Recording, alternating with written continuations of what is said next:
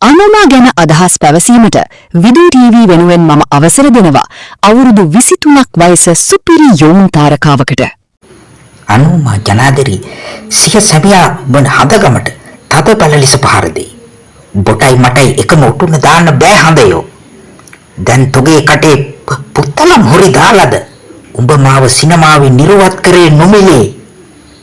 මගේ ගාස්තුව මට දීපම් බැරි කල්ලෝ. උඹ මට කෝටි 20ක් දෙන්න ඕන. සිනමා පට 5ක මගේ රඟපෑමට. උඹ සතයක් ගෙව්වේ නෑ. අනෝමා ජිනාදරි ඇවිලි.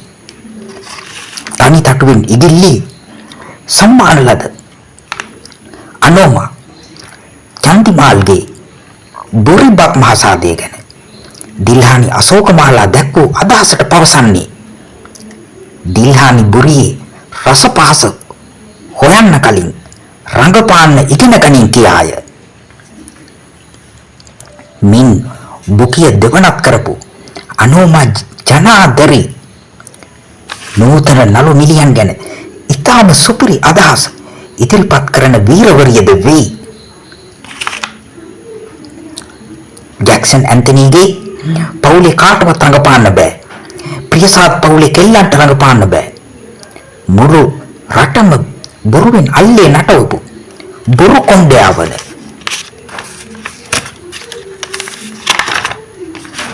ලංකාවේ සුපර්නෝවා තාරකාව වන නාකි රංජන් රාමනායක ගැනද අනෝමා පවසන්නේ රංජා රඟපෑමේදී ඉතාම දුබලියක වන බවයි.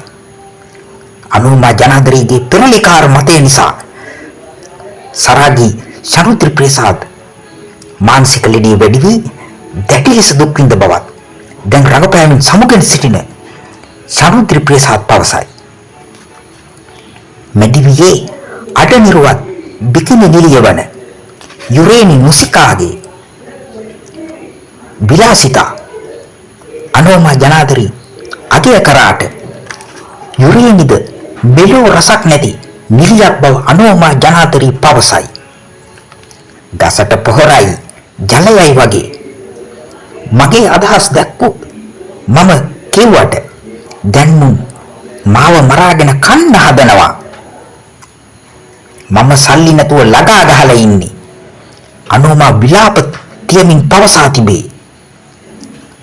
අනෝමා මුහුණ පොතේ ඉදිරිපත් කරන සරාගේ පින්තූර නිසා ඇයට ලොකු රසික සමාජයක් උරුම වී ඇති අතර අවුරුදු 60 පැනපු නාකි ගෑණි අනෝමා ජනාධරි උඹ හැසිරෙන්නේ මෙහෙමද කියා වැඩි හිටි කතුන් අනෝමා ජනාධරීට දැඩි ලෙස පහර දීමද ඇයගේ මුහුණ පොත පිරික්සන විට පෙනෙන්නට තිබේ.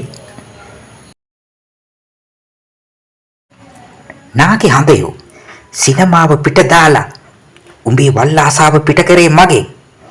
දැන් උඹට ඕන ජෙන්ටල්මන් ලෙවල් ගේමක්ද බාල්දි ලෙවල් ගේමක්ද කියාත් ලංකාවේ සිටින එකම වැඩිහිටි සරාගිනිය වන අනෝමා විමසා ඇති බවද දැනගන්නට තිබේ.